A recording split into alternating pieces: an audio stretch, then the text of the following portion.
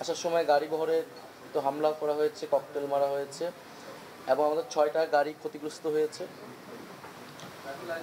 আর আমরা শুনতে পেয়েছি সেই ঘটনাস্থলেও মারা গিয়েছেন। আমরা সেই বিষয়ে তদন্ত চাচ্ছি, যাতে সুষ্ঠু তদন্ত হয় ঘটনার।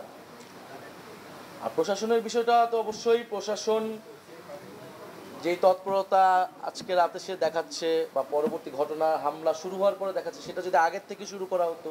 কারণ যেহেতু গোপালগঞ্জে নিয়ে এই ধরনের একটা আশঙ্কা ছিল, আমরা তো সভা সমাবেশ করার অধিকার বাংলাদেশের সব জায়গায় আছে, গণতান্ত্রিকভাবে শান্তিপূর্ণভাবে।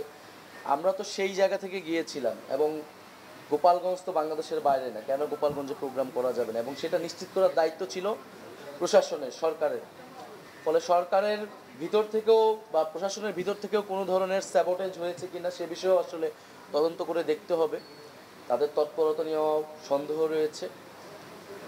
আর মার্চ টু গোপালগঞ্জ বলতে আমরা তো এখানে পদযাত্রা বা মার্চ পুরো সারা দেশই তো আমরা আসলে মার্চ করতেছি, আলাদা কিছু ছিল না। আমি তো প্রথমেই বললাম গোপালগঞ্জের প্রোগ্রাম বা 16 তারিখে প্রোগ্রাম হবে, এটা আমাদের অনেক আগে 15-20 দিন আগে আমাদের এটা ঠিক করা। এটা সেই ধারাবাহিকতা এটা ছিল, আলাদা কিছু ছিল না। বরং এখানে আওয়ামী লীগ আসলে এটা অনেক দিন ধরে পরিকল্পনা করে এই ঘটনাটা ঘটিয়েছে। বাংলাদেশের সরকার, আইন শৃঙ্খলা বাহিনী, গোয়েন্দা সংস্থা আসলে এই বিষয়ে তৎপর হওয়া উচিত ছিল।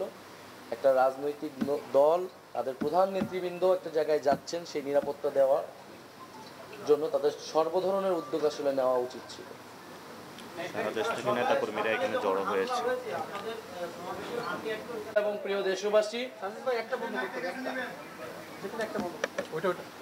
আপনারা জানেন যে আজ 16ই জুলাই জাতীয় নাগরিক পার্টির উদ্যোগে 1 জুলাই থেকে জুলাই গণ অভ্যুত্থানের 1 বছর পূর্তিতে আমাদের যে মাসব্যাপী কর্মসূচি ছিল দেশ গড়তে জুলাই পদযাত্রা, যেই কর্মসূচির মাধ্যমে আমরা বাংলাদেশের প্রত্যেকটি জেলায় যাচ্ছি এবং সেখানে গিয়ে জুলাই গণ অভ্যুত্থানের বার্তা, জাতীয় নাগরিক পার্টির প্রতিশ্রুতি এবং সেই জেলার সেই এলাকার মানুষের সমস্যা, তাদের সাথে আমরা কথোপকথন করছি, কর্মসূচি করছি, পদযাত্রা করছি। সেই ধারাবাহিকতায় আজকে গোপালগঞ্জ জেলায় আমাদের কর্মসূচি ছিল, আমাদের এই পদযাত্রা এবং পথসভা ছিল। এবং এই পথসভাটা কিন্তু একদম আমরা যখন 1 জুলাই শুরু করেছি সেই সময় কিন্তু এটা দিন তারিখ ঠিক ছিল, তখন থেকেই কোন দিন কোন জেলায় আমরা যাব, কোন সময় যাব, এটা কিন্তু অনেক আগে আপনারাও জানেন সেটা দেয়া হয়েছে, এটা হুট করেই ঠিক হয়নি। ফলে কিন্তু আপনারা জানেন, আমাদের সদস্য সচিবও বললেন যে মুজিববাদী সন্ত্রাসীরা, নিষিদ্ধ ঘোষিত সংগঠন ছাত্রলীগ এবং আওয়ামী লীগ এবং তার অঙ্গ সংগঠনের সন্ত্রাসীরা আমাদের গোপালগঞ্জের কর্মসূচিতে হামলা করেছে। জাতীয় নাগরিক পার্টি এবং গণ অভ্যুত্থানের নেতৃবৃন্দদের হত্যার উদ্দেশ্যে তারা সেই কর্মসূচিতে জঙ্গি কায়দায় হামলা করে। আমরা যেহেতু আমাদের কর্মসূচিটি ছিল যে 64টি জেলায় আমরা যাব, ফলে সেই ধারাবাহিকতায় আমরা গোপালগঞ্জ জেলায় গিয়েছি এবং গোপালগঞ্জ জেলায় গিয়ে আমরা অন্য জেলায় যে কর্মসূচিগুলো করেছি সেই জেলার মানুষের সমস্যার কথা শুনেছি, সমস্যার কথা তুলে ধরেছি, গণ অভ্যুত্থানের কথা তুলে ধরেছি, জাতীয় নাগরিক পার্টির প্রতিশ্রুতির কথা তুলে ধরেছি।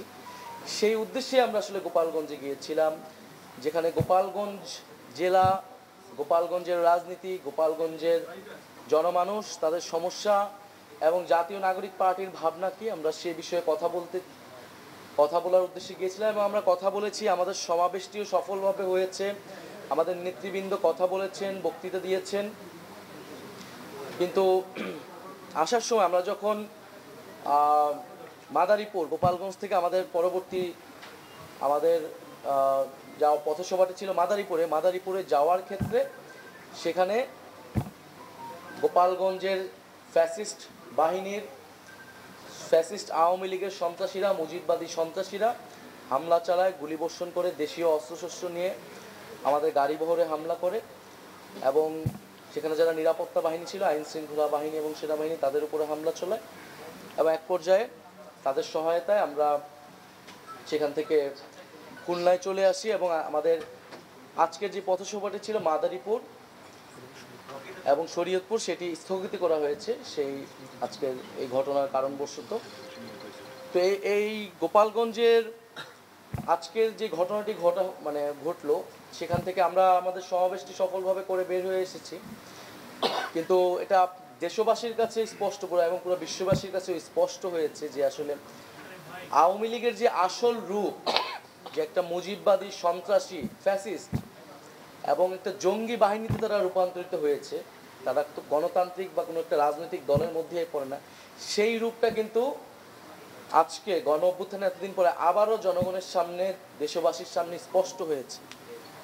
এবং গোপালগঞ্জে আমরা 5ই আগস্টের পর থেকে শুনেছি যে গোপালগঞ্জের ভিতরে এই ফ্যাসিস্টদের একটা আশ্রয় কেন্দ্র হয়ে উঠেছে এবং পুরা সারা দেশের যাদের নামে মামলা রয়েছে, ফেরারি আসামি ছাত্রলীগের যে সকল নিষিদ্ধ ঘোষিত সংগঠনের নেতারা রয়েছেন, তারা সকলে গোপালগঞ্জে ছিলেন এবং তারা খুব পরিকল্পিতভাবে আসলে গণ অভ্যুত্থানের এবং জাতীয় নাগরিক পার্টির নেতৃবৃন্দদের হত্যার উদ্দেশ্যে আজকে আসলে সশস্ত্র হামলা চালিয়েছে।